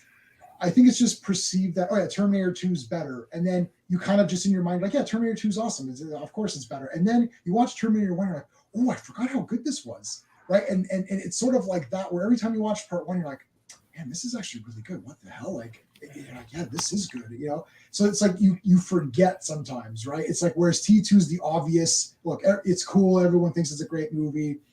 It's almost like Terminator 1, you sometimes have to convince people that it's good. They're like, well, Terminator 2 is great, of course. Like, well, see, when I decided to do T1 versus T2, to me, it's like Alien versus Aliens, where everyone knows Aliens is a cool movie, but it's like, for me, it's like you got to forget, and this is telling. I'll just say, I think T1 for me. It's Terminator 1 for me as well. I'll just tell you officially, it's Terminator 1. And the reason is the same reason as Alien. When I watched Terminator 1, it reminds me of the time when I was a kid, and I popped this in, and I was like blown away at what was going on. I'm like, wow, this is really crazy. I can't believe it. And then Terminator 2 came and improved on everything from Terminator 1. But Terminator 1 for me was just like a special movie, a special time when I saw it. Same with Road Warrior. Or Mad Max 2. It's like, it's just, Terminator 1, I don't know what it is. I love Terminator. I've seen Terminator 2 more times. I would put my viewing of Terminator 2 up against anyone on this panel, and maybe against other people. I watched Terminator 2 so many times. I have the two VHS tape special edition of Terminator 2 that came in this box like this. Now, Nerdman, you won't know this, but Steven and Brennan will know. I had to go downtown to an HMV store downtown Toronto, which is really shitty to get to, especially when you're a kid taking all these buses and subways to get your ass down there. And I stood in line to get the VHS copy, numbered copy, the two VHS tape edition. I still have it. I never got rid of it. I kept it this whole time. And I was so excited. I watched that to crap and back. But Terminator 1, it's just kick-ass. I'm a horror guy. That entire shelf, there's 2 shelves filled with horror that you cannot fit another DVD in it. Like I've got Alligator 1 and 2 coming. I can't shove them in any anymore. So I just gotta say Terminator 1. I like Terminator 1 better just because it is what it is. Steve, I guess I'll leave it to you. Well, I mean, Terminator 1 is a special film. I've said this before. I think it's more of a special film in retrospect than it was at the time, because Terminator was coming out. Yeah, Goonies, Gremlins, Ghostbusters, RoboCop, Last Starfighter. Like, there was an embarrassment of riches in the 80s. We were so spoiled growing up in the 80s. It's actually disgusting. Like, anyone who grew up in the 80s, that's what I'm saying. Pop culture nirvana, right? But that's what I'm saying. That's why it's so hard to like listen to people talking about the films these days. It's 100 like blockbusters at least. I mean, there's still some good like indie movies and stuff we made. Yeah, 100%. Like, no, I don't think any of us knew at the time how special that was until we got into the 2000s and we went, where did all the fun go? But like the thing with Terminator 2 was, that movie was magic to me. Like, when I sing there, I still to this day remember sitting in the air-conditioned theater at the back with my tub of popcorn, and that frigging leg comes down, and I'm like, holy shit, what the hell? Yeah, and then awesome to see everyone secretly, I think, hoped that the Terminator would be a good guy in part 2. So when he was, it was like, yeah! I don't know. It's so tough. Like, I think Terminator 1, you have to, it's a serious film. There is no bullshit with it whatsoever. Even the fun parts aren't really that fun. Like, it is a serious movie watcher's film. You gotta get up, because you're going to see some scary crap in that. And it's not just the Terminator, it's where humanity goes. You keep seeing humanity, it's not going to a good place, right? You're sitting there and you're like, this is where we're heading. This is literally the culmination of all those 50s horror films, which was basically things were enlarged because of radioactive fallout and stuff. This is the next step. So for me, I think Terminator 2, I find it a bit harmless, because you have Schwarzenegger quipping, and you got the whole repartee between him and John Connor and that. And at the end of the day, I'm more likely to be in the mood to watch Terminator 2 than Terminator 1. Terminator 1, I got to gear myself up for it. Terminator 2, I don't.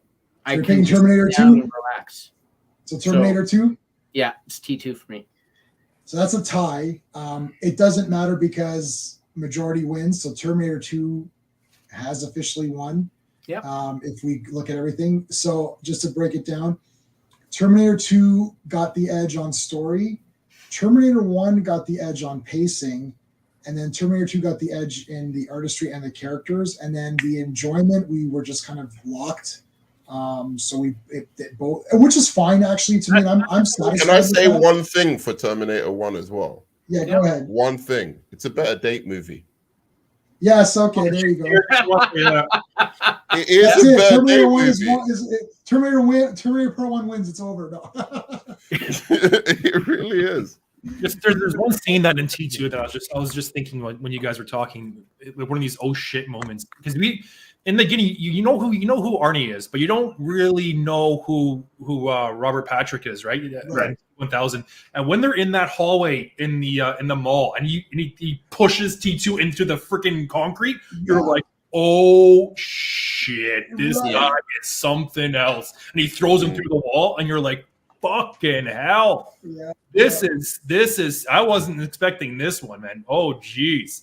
How are they going to come out, like you were talking earlier about the stakes, and like how the hell, even though they do have a Terminator, this guy is and at that point you don't know his full, like the T1000's full potential and what he can do, making edged weapons, being able to like go into the floor, mimic humans. Like this is like you're saying, but that is an actual Terminator. When infiltration, like you were saying, Steve. Yeah, he's a better Terminator for what the Terminator means. But I understand the concept. Actually, of the though, I models. think Arnie made the better decisions.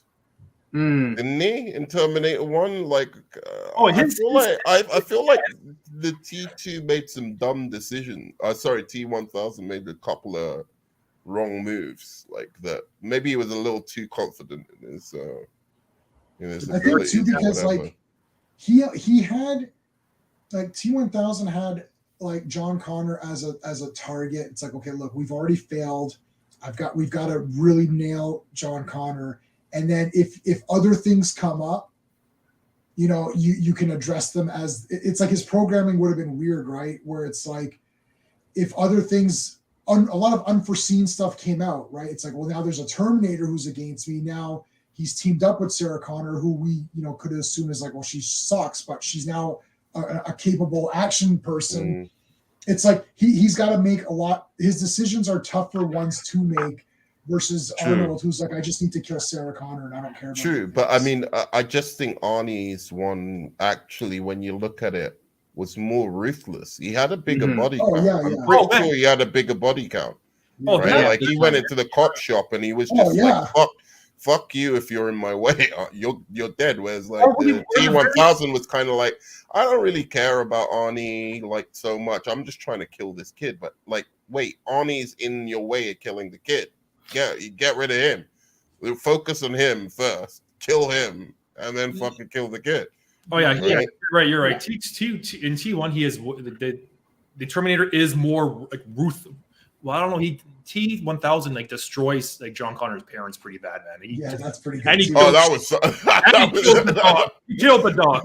But what you're saying there, man, like that beginning scene when you first see Arnold, he walks into the gun store and he's like, give me all these guns, and he starts loading them. He's like, you can't do that. And just without, like you said, without any emotion, without any questions or saying anything, kills the guy. Goes to the phone book. Sarah Connor, pop, pop, pop, pop. Walks off. Nothing. Like nothing. Like you're saying, he can't be reasoned with. He first off, like that is freaking terrifying. But you're right. There's a great establishing, like it's great when you have a villain and you establish them in like their first couple of scenes as just ruthless, right? And then you're like, oh my god, what the fuck is this thing gonna do? So they really established the T1000 as a menace. But when you go back and think about what Arnie does in that fucking movie, it's like he's he doesn't fuck around like with anything.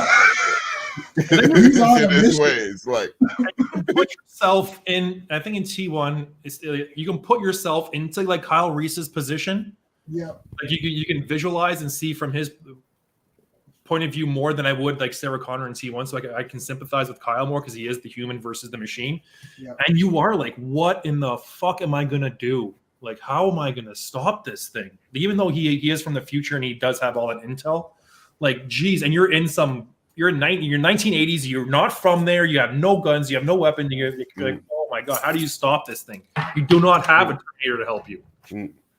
I love the idea of like a guy who's literally starting with zero, nothing. I like, we play Dungeons and Dragons. I like this level 1. Like he's like a level 1 guy. He's got no weapons, nothing. He's like, okay, I just like acquiring the clothes. He's like, shit, I don't even have clothes. It's like, okay, I've got to get stuff. And then the way that he's talking about the story to the cops, to Lance and Paul, the two cops. We forgot about Lance Henriksen. Shit, Lance Henriksen is awesome. But when he's talking to them and he's like, well, I can't bring weapons because it's mechanical. Only organics can go through. It's like, and it's like, oh, convenient, right? And you're just like, damn it, no, like, it's like, he's got that thing. Like, believe him. You got to believe him. And you're just like, this guy he's beat up in the future. He goes back to the past to save the woman that he's fallen in love with.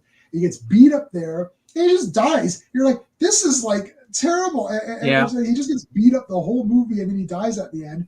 and you're just like, spoilers, he dies. And you're like, man, this sucks. But like, this guy was awesome. And I don't think that they ever. I think that was one thing with John Connor. He never lived up to Kyle Reese.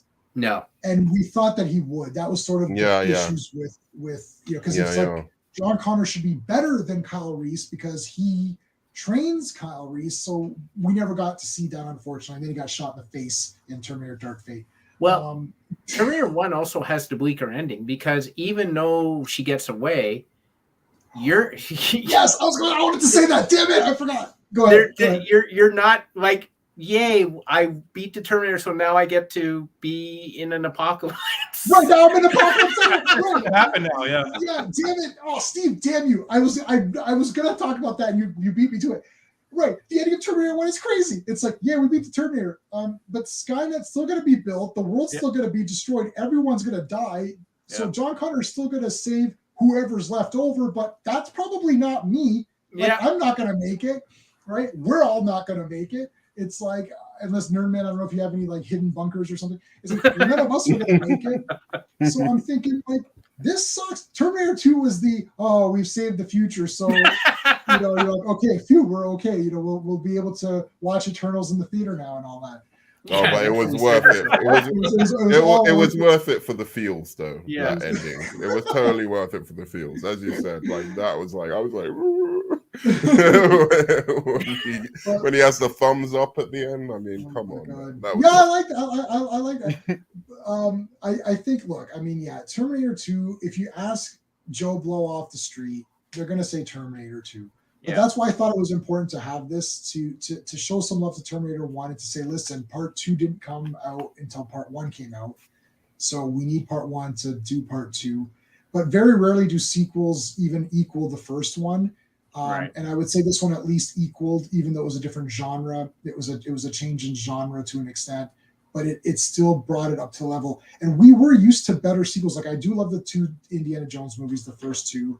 I even like RoboCop 2. Maybe we'll do a RoboCop 1 versus 2, though. I mean, I don't know if that's a kind of a no-brainer, but some of these movies where people are like, oh, obviously T2 is better, obviously RoboCop's better, obviously Raiders is better, obviously Aliens is better. It's like, well, is it that obvious? And maybe if it is obvious, it doesn't mean that it's not worth investigating and talking about to come up with a conclusion. And that was my idea behind doing these. I feel like T1's been cheated out of. Right. Well, Nerdman, I've got what you voted, so you. No, but I said that was my problem with with this whole exercise. It was just like, yeah, I'm gonna say T2 in those categories, but I mean, I've just said it. Like, when you even break it down, like, there's a reason why I felt more tension, and Stephen actually kind of reminded me, and I was like, oh yeah, that is the reason, right? Like, why you feel more tension in the first movie. This Terminator 1 is, they're after 2 human beings, right? And then this Terminator's on a rampage. He really is. When you think about it, like, the other one shows mercy a lot of times. T-1000 seems like a kind of merciful kind of, either that or he's the ultimate sadist who wants the Arnold Schwarzenegger Terminator to see himself fail. He's like, you betrayed us. You betrayed the rest of the Terminator. So I want you to see the target die, because otherwise, why does he keep letting him live? It's like that. Even by the end of it, he's got him dead to rights. Yep. Like he's put the thing through him, and he somehow allows him the capacity to come back. I just don't get it. Hold on 1 second. Rob Ager, who's a guy who does a lot of analysis videos, and he did an analysis on Kyle Reese, but he did one, I think, on the T1000 where he mentions that very fact. He's like, does the T1000 have some sort of evil emotional intent or something? Is there something more in that programming that we don't know about? And he cites that. He's like, he doesn't need to. He could literally kill Sarah Connor, become Sarah Connor, and trick John. But he's torturing. He's like, call out to John now. And he's like torturing her. Why? Yeah. He doesn't need to do that. Yeah. He had her. He could just be like he's got her pinned through his finger. He's like, boom, chopped off head, throw the body away, turn to Sarah Connor. John, we got to get out of here quick. And then he's got John. But he's like, call to John now. It's like, why is he doing this? Yeah, he's a sadist. He's a sadist. Yeah. Okay, I'm sorry, Steve. I cut you off, and then Brendan, I think I want to say something too. Go ahead, Steve. Oh, I forgot. Yeah, I equate this to the T1000 being arrogant, because even when he takes over Janelle, who was what's her name from Aliens? From Aliens, Vasquez, and kills Xander Berkeley, who was from Barbed Wire. Yes, I like Barbed Wire. I'm the only person on Earth. Like she's on the phone. The T1000's on the phone, and like Todd's just like nattering at her, and she just, and she doesn't need to kill. Like the T1000 doesn't need to kill Todd at that point, but she does, because to me, in the evolution of the machines have begun to take on the arrogance that the human beings had to create Skynet. So the machines have started to take on those human qualities as it's existed more, in my opinion. T800 was a newer model, so it was more machine-like. 1000 is the new model, and it's started to take on human characteristics, specifically arrogance. I find that it's a very arrogant villain, because it leaves Schwarzenegger, because it's like, you're the redundant model, I'm the upgrade. You're not going to do anything to me. I don't have to rip off your head. You're useless. Yeah, that's a sci-fi thing in a lot of. Or it was just like, well, we can't kill these characters. Yeah, we can't kill them. Yeah, there's a lot of plot armor kind of elements. But you didn't have to write it in that way. See, that's the thing. They could have just written the scene that T1000 goes after Sarah. She shoots him a couple of times. He tries to pin her down. He's about to kill her and about to become her, and then someone hits him from behind. He didn't have to write it in that way. Mm-hmm. So there was thought into that scene to have that scene happen. Like absolutely. Yeah, it's not like Walking Dead where Rick had plot armor and all, and it's like literally the guy's like this, and Negan. Negan is standing 2 feet from me, and Rosita can kill a zombie from 400 kilometers. She can't. No, I don't watch. This is when I stopped watching it. Where they had Negan in the crosshairs and they didn't shoot him. I'm like, okay. Yeah, you're right. He is a sadist. When he has the when it's in her mouth, he's looking. Right. Yeah. Right. That's why he's like, he's enjoying it, and he's soaking it in. He's like, I just killed this bitch. Like, let me enjoy it before anything happens. And even in the extended edition, when he kills the dog, it's like he's getting. You're right. I never really picked up on that before, but yeah, he gets an enjoyment out of killing and torture. Yeah. Whereas the T1, and maybe that Nerdman, maybe. So we've inadvertently hit upon this. See, Nerdman, this is why he's making poor decisions, because he has some emotional thinking behind those decisions, whereas Schwarzenegger has zero. Yeah. He literally like, Sarah Connor, there's 3 of them. Sarah Connor, it's like, there's just, it's like tunnel vision. Yes, tunnel vision. She's just like, all yeah, he doesn't give a crap about the surroundings. It's like, do I blend in? Who cares? Yeah. He's like, I'm just walking around and killing people. It's like T-1000 tries to blend it, but that is part of the program. He tries to blend it. Why does he play nice? Why does he say, are you the legal guardian of John Connor? Why does he just come and grab him? It's like, where is John Connor? I don't know, dead. It's like next, like T-800 would not have been asking these questions. Yeah. He wouldn't be going around trying to figure it out. It'd just be he'd be like, are you the legal guardian of John Connor? Yes. Yeah, dead, right. Yeah. So you're right. I mean, we've inadvertently hit upon this like hidden layer, which weirdly makes him a better villain, the T-1000, but Yes. weirdly a worse one at the same time. Yeah, at the Because same time. I enjoy his sadism so much. Right. It's not as effective. But it's is that something that Skynet programmed into him, or is that something that that's another question. Like this, is that a programming thing, or is that AI going off grid, doing its own thing? It's kind of like how Terminator learns himself. Maybe he's got a chip. Starts to get pleasure out of it over time as the AI gets rewritten in his code. Because in the beginning, he just kills the cop and he just goes on his way. Right? Well, he must have a kind of disgust towards humans who he sees as inferior in some ways. Yeah. I mean, but yeah, it's a strange thing for him to exhibit.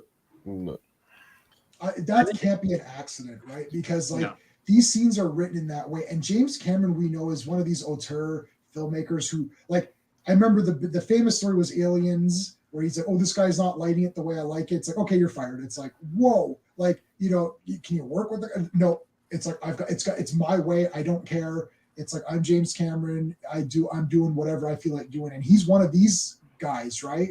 So he's not putting it in by accident. Like, this isn't an accidental thing where he didn't think about it. It is well thought out. So, and he is, and they're directing Robert Patrick, who has almost a thankless role, but like he brought something to it. So they must have said to him, like, look, you kind of enjoy this. And also, even when he was feeling around, even in the extended cut now, which we're into that, where it's like he's getting the lay of things. It's like, okay, what does this feel like? What is this? It's like, okay, anything I touch, I can morph to, right? And when he was breaking down in the end, remember how he was touching things and he was getting stuck to them? Yeah. Because it's like his code was breaking. He's just been blown up too many times. And at that point, he had been frozen and exploded, and he came back, and it's got to screw you up a little bit. And it's like, it just shows that he's so in tune with everything. And I think he had a breakdown in code, and that's why he started to mentally break down. He's like, well, now I'm just going to start torturing these people because I'm pissed off. And the Terminator should not get pissed off. The Terminator needs to stay on track. And that's his downfall. Yeah. His humanity, his evil part of humanity was his downfall because he started to make mistakes. To be fair, though, I really want to see an interview about like how he got into character for this now. I'm sure there must be a breakdown, but to be fair, he has that sadist kind of thing where whenever he plays a bad guy to it, like that high school movie as well, he's got that exact same fucking look, dude. Well, in a different way, he plays it perfectly in that as well, but it's just like he's just a sadist. So like there's some part of him that can tap into the sadist and just give that one expression that just.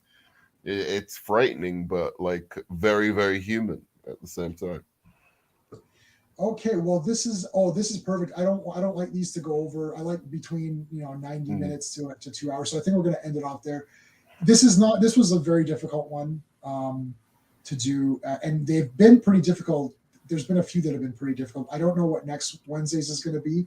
I will think of something and go with it. I do want to eventually do a tournament of X-Men films. Get the best 8 X-Men movies. I'll put a vote up on Twitter or something because there's more than 8, and have like a tournament where they face off and we get to the best X-Men movie. If you don't get me on that, I'm gonna I will come to America and hunt you down. like the Terminator, man. I've got to be on that one. We're in Canada though, so you're gonna have to go to Canada. So Nerdman, do go to the States if you get mad. No, dude, I'm gonna go to like door by door in America. Are you J-Man? And just well, it'll be. We always do it at the same start time. We always do it Wednesday nights at this start time, so it's always the same. And if we do the tournament, I'll give everyone notice on that. It won't just be like next week's the tournament. Oh, Jay, I just remembered what stream I was on. It was the Batman Begins versus Batman '89. Oh yes, That's right. That was the last one. Hot Takes would have loved to be on that one. Batman Begins. Well, is like that's one of his too movies. easy though. Yeah, but What did it come out as? it was very close, but again, it was for different reasons. It's like portrayal of Batman was better here. The visuals are better there. That's why I want to do it this way, because I think it makes a conversation versus I see people saying, well, this movie's just better. I like it more. This is better. It's like, okay, but we need to have a discussion. It can't just be 10 minutes because I could decide this in 10 minutes if I just do it by myself, right? And be like, well, I like Terminator 1 better, so that's it. But I want it to be a discussion, and I think this gives you a way to formulate your thoughts better, and in a very concise way. It's like, look, the story, what do you like? But that's why I have the section of, look, your heart plays a part. In your heart, you love Terminator 1 more. And that is the most important thing, because it's your opinion and it's your movie that you're going to watch. You bought it on Blu-ray or whatever, and you're going to watch it. So there's no one here who's going to tell anybody what they should watch and not watch. But if we're discussing it on a channel, I'd rather have us discuss it in breaking it down in a more civil way than just saying, oh, you're an idiot for liking this, and right, which is what I find people do nowadays. Like, well, if you don't like Man of Steel, you're an idiot. When Nerdman and I did that, there was like hundreds of tweets. I literally deleted them all. I didn't read any of them, Nerdman, just so you know. I did, and some guy did a video on how me and Nerdman are idiots or something. I'm like, buddy.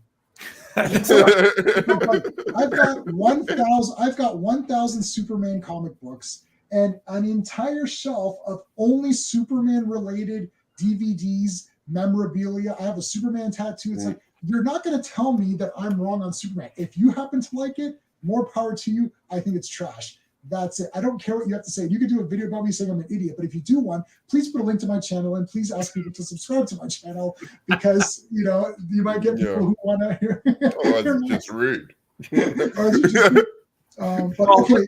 With Terminator 1 too, it's 1A 1B type thing. It's whatever you're in the mood for at that time. Right. If you want to get into like a horror thriller sci-fi thing, throw on T1. If you want to have I'm not going to say mind this, because there is a lot of depth that we just discussed. We just came up with the sadist thing, and we didn't come up with it, but right. T2 is just, you can throw that on, just have a great time, get some popcorn or whatever. Yeah. Like you were saying, Nerdman, I think like it's a great date movie. T1 is like, if you want to throw that on. You can't go wrong either way. So it's 1A 1B, and you can interchange them whichever one you wanted. They're both incredibly made movies. Very little to pick from, nitpick on, but that's where I'm at. You can throw any of them on. Again, like I said, T2 will always be the one I'll throw on more, but you can never go wrong with a T1 movie experience. I think I've watched T2 so, like the VHS that came out, that was my most, that and 89 Batman were like my two most watched VHS, and actually Buffy the Vampire Slayer, the movie with Christy Swanson. Those are my three most watched DVD or VHS tapes. I love the Buffy movie. I've almost memorized it. I'm not going to do lines for you. But I love those three movies. They're my most watched movies. And then it's almost where you've watched it so much that you're almost like, I've got to watch Team 1. You know what I mean? It's just, I've seen it so many times. We're not going to do Ghostbusters 1 versus 2, because Ghostbusters 1 is obviously a better film. That's not fair. Right? It's just not fair. So something like that. I'll tell you what I'd be interested in if you ever do. Yeah, go ahead. What's your Silence of the Lambs versus Hannibal? Because I think people would think that's a really obvious one. And I'd hope people would watch Hannibal at least, because I know everyone remembers Silence of the Lambs, but watch Hannibal again before making. Is it Hannibal the second one? No. Well, I don't know what, like, in the terms of in the order that they were made, then yes. I think it's Hannibal. You're right. It's because I'm hoping I'm not confusing it with the prequel. Well, Red Dragon is the first of the stories. It's right. It's Red Dragon, Silence, Hannibal Rising. Is that the right? But I'm talking about the movie, so it's Silence of the Lambs, then Hannibal. It's Hannibal and then Red Dragon. Yeah. And then Red Dragon when the movies came out, but in the time, I mean, I could do all three of them because I think they're underrated. if you want to do it like in chronological, it's Hannibal Rising, Red Dragon. Oh, Sons of right. Hannibal. Yeah, of course. You know what I would like? Manhunter versus Red Dragon. That's the same book, right? Both of those would be great ones, but Hannibal versus Silence of the Lambs would hold a special place in my heart. But that would also be a very, very good one. Okay, so I'm gonna make notes of those. We've got the RoboCop idea, which is, I mean, I don't know, whatever. It's something to think about. Yeah, I'll come up with something and we'll go from there. But yeah, the X-Men thing I want to do because I do a lot of X-Men content, which I didn't do. I didn't do my weekly X-Men video today because I was on another guy's thing. So yeah, okay, I think that's good. So we've got some ideas that we can do. Thanks, Nerdman, for coming on. Nerdman, I just put a link to your channel in my description for all my live streams, whether you're on the live stream or not. Because, yeah, I'm trying to get a community together too. Like Clobberin Times gave me. I stole this from Clobberin Times. He has this whole thing where he likes to have everyone's channels in the description because he's like, you know what, we're all buddies. So he put my channel in. I put his. So it's like I think it's just, and it's easier for me too. I can be like, guys, the link to Nerdman's channel is in this description, right? If you've been on a couple of times, that's good enough. Brendan, you don't really have a channel or anything like that, right? No, I don't really do anything on YouTube. I should do some things. My channel is actually really old. I think I know, I've seen it. It's old. It's like 2006 or 7, like right when YouTube got launched. Like I had my channel is that old. I just don't do anything with it. I gotta find something to do with it. I don't know what to do. Yeah. If you guys have any ideas, let me know because I'm shot with ideas. I don't know. Well, Sean and Steve, your author's page is in the links, and Sean, who's not here today, he's just started posting some videos right now. He's just leafing through comics, so it's if you're a comic person, you can actually just goes through them. So that's interesting. But yeah, okay, guys, I think we're gonna end it off there. Any final thoughts from anybody? No, I'm good. No, I'm good. Everyone's good. Okay, guys, then thank you so much, and we're going to be live. Oh, well, thank you for having me on, man. It was a yeah. I love meeting you guys. Yeah. You were cool. Awesome. Okay, so we're going to be live on Saturday, 7:30 Eastern. We're going to talk about Peacemaker and I don't know, whatever else came out. I don't even know.